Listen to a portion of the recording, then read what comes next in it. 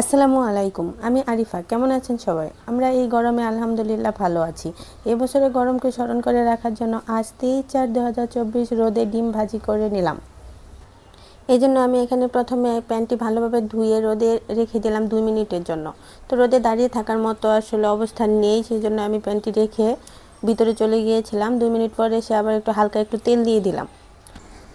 তেল দিয়ে আমি আবারও রুমে চলে গেছি। রুম থেকে ডিমটি একটি বাটিতে ভেঙে নিচ্ছি, কারণ আমি এক হাতে মোবাইল ধরে ভিডিও করছি।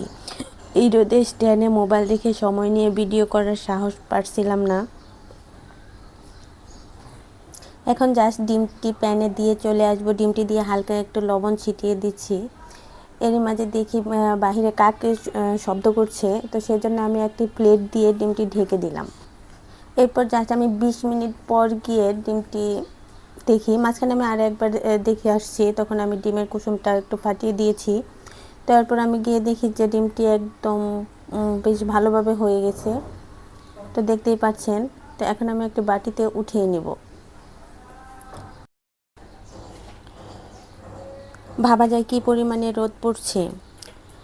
আমি 5 তলায় থাকি, আর আমার রুমের সামনে কিছু ফাঁকা ছাদ আছে। এখানে আমি ডিমটি ভাজি করছি। আপনাদের যদি ভিডিওটি ভালো লাগে তাহলে প্লিজ কমেন্টে জানাবেন, আর এই রোদে কে কী করছেন তো কমেন্টে জানাতে পারেন।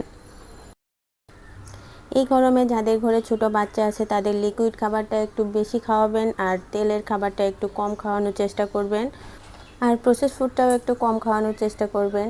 তো সকলে ভালো থাকবেন, সুস্থ থাকবেন। ভিডিওটি এখানেই শেষ করছি। আল্লাহ হাফেজ।